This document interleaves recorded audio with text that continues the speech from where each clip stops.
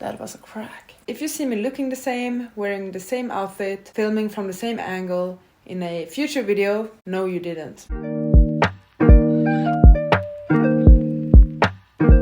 Hi friends and welcome back to my channel. Yes, I'm standing up again. I kind of like this. I think I figured out how to focus the camera when standing up. Maybe. I'm still trying it out. If I go out of focus, apologies. It's late. It's almost midnight. I'm in a weird mood. Ignore the hands. In today's video, I'll be doing the end of the year book tag. I saw my friend Jane do this one and I really liked the questions actually. So I thought like, hey, I'm in the mood for filming and I don't really have any other ideas for a video. Might as well film a very spontaneous tag. Let's just see. I haven't really planned this, so we're gonna have to see how it goes. The tag was originally created by Ariel. I will link her video down below as well as Jane's video because she inspired me. First question is, are there any books you started this year that you need to finish? I actually just finished one that I needed to finish, so that is good at least. Let me have a look on my shelves. I'm looking down at my pile of shame at the moment. Okay, so here's the thing. I have a few books I started this year that I need to finish. I'm not certain I will finish them before the end of the year. I will aim for one of them, because I think it will work with one of the readathons I'm doing in December, so that's the aim. But the books I have are Birthright by Nora Roberts. Why can't I show it properly? I don't know. I'm like 50% through this one and it's in Swedish and it should be an easy read, but it was too boring and I was starting to slump when I was reading this one, so I think that's the reason why I never finished it. I'm doing a readathon in December, where one of the prompts is to read a gifted book, and this was a gift from my mom, so I think I'm gonna aim to finish this book during that readathon. Two other books I started this year that I'm certain I won't be finishing this year are The Book Thief and The Blade Itself. I don't really count this to my pile of shame because I think I read like 1 or 2 chapters and nothing really happened, so like I'm gonna reread it from the start once I start reading this again. I am crazy excited about this one. It's one of my 5-star predictions. I just need to get to it and be in the mood for like heavy adult fantasy, I feel like. And Book Thief, I should really finish because I borrowed it from my friend and I've had it for over a year now. And I have started it. I started it during the summer and I'm like 100 pages through it. I haven't gotten to it, but next year, I promise, next year I will finish it. Next question. Do you have any autumnal book to transition into the end of the year? I'll be honest, I suck at this thing with like seasons and matching vibes to a season. Like, I'm so bad at pinpointing like themes and looks and vibes and such to like a certain thing. Once again, I'm gonna have a look on my shelves. Okay, so I'm gonna mention 3 books that I sort of feel like have autumnal vibes, or more like almost wintry vibes, because it's like the middle of November now. We're getting close to December. We need books to transition us to winter now. Autumn has passed. First book I'm gonna mention, or series more like, is the A Darker Shade of Magic series. I read this one, I think 2 or 3 years ago. I claimed this to be the book or series that got me back into reading, and I read it during the fall semester. So like September, October, November. That's when I read the series. That's when I fell back in love with reading.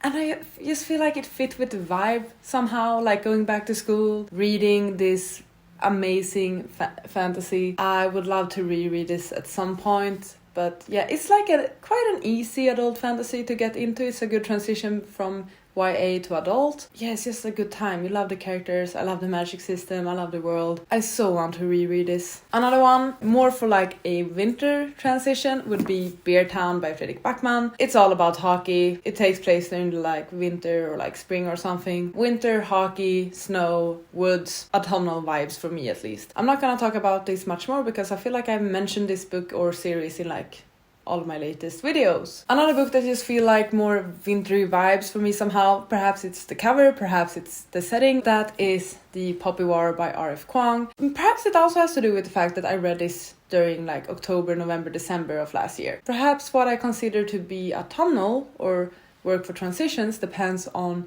when I read that book. Or perhaps because the cover is white, so it reminds me of snow. Another amazing adult fantasy. It's entertaining, it's fast-paced, it's smart, and you might wanna pick this one up soon.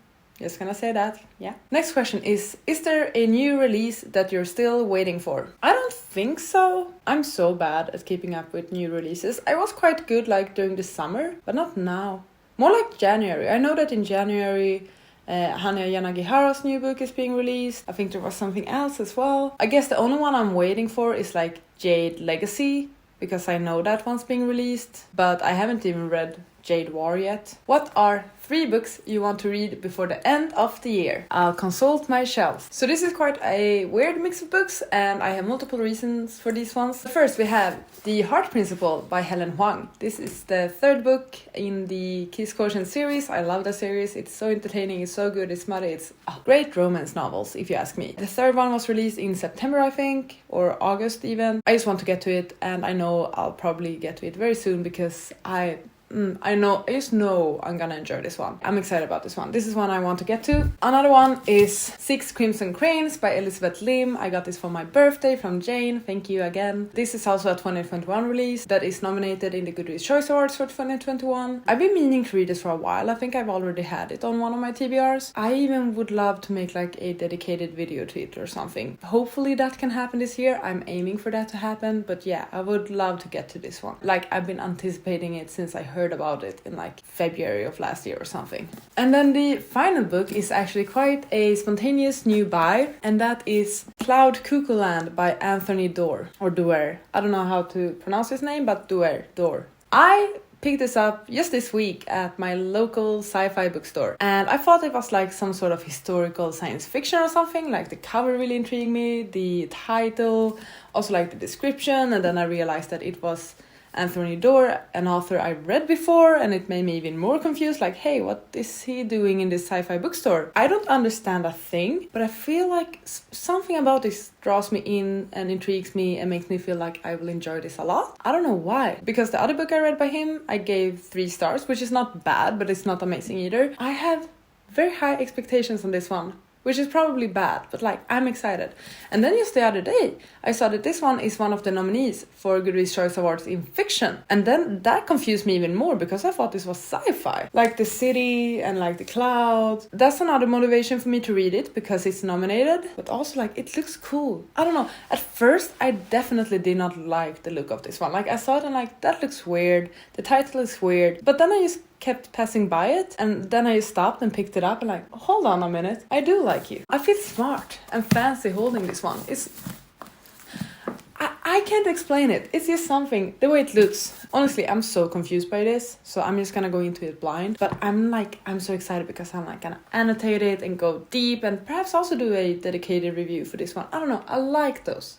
I want to do more dedicated reviews. So these are the 3 I hope to get to before the end of the year. Is there a book you think could still shock you and become your favorite book of the year? Maybe? I'm currently reading the 3rd book in the Beertown series. That might become a favorite. I don't know, I haven't picked it up in like a week or something. That is one contender. Okay, the one that would shock me, and I just mentioned it, but that's Cloud Cuckoo Land. Once again, this one confuses me, but it intrigues me. I gravitate towards it for some reason. I don't know why. I think that's the one I can think of. Perhaps if I, for some reason, would pick up a adult fantasy in December, that could be it. Like, if I were to pick up Rage of Dragons or The Final Empire, possibly. Like, they could work with my December TBR, which I'm starting to plan. But like, do I really want to bring on like a 500 or 600 pages long fantasy book on my December TBR? I'm not sure. Final question is, have you already started to make reading plans for 2022? If it's weird just saying that. 2022. Yeah, kinda. I have. There might be a read-along happening. There might be a couple of readathons happening.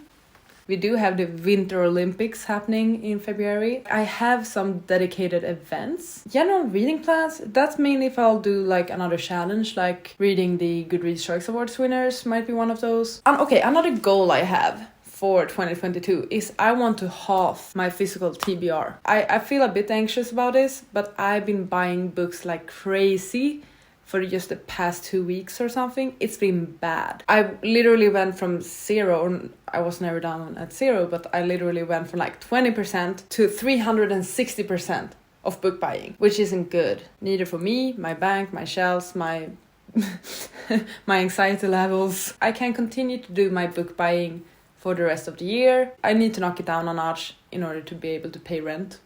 By the start of the next year, I think I'm gonna try and go on a book buying ban, or have some sort of aim of like trying to halve my number of physical books, or perhaps do like for every 5 books I read, I'm allowed to buy 1 book. Something like that. I haven't figured out the details yet, but that's something I want to do. I'm gonna do a count by the start of the year and then continue to track it throughout the months.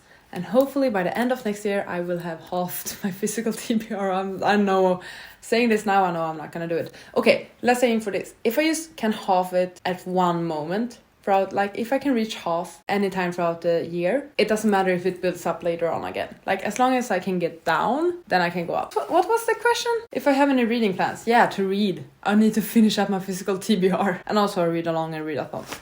I'm in a mood. Things are weird. I think that's actually the entire tag. I really like these questions. Sorry if I was in a weird mood. Once again, it's midnight. Please let me know, what are your goals for the rest of the year in regards to reading? Do you have any books you need to finish? What book are you still excited about getting to before the end of the year? Please let me know. Share your excitement about reading and books with me. I have so much reading to do, but I'm also so crazy excited about it. I'm so glad that I'm back into reading. All I think about currently are books and booktube and stuff. So yeah, I'm gonna preach now, but seriously, like doing this, videos, planning, reading, this entire thing that I've been doing now for like 1.5 years or something soon, it means a lot and it makes me so happy. I truly mean it when I say thank you, and that all your support in any way means the world.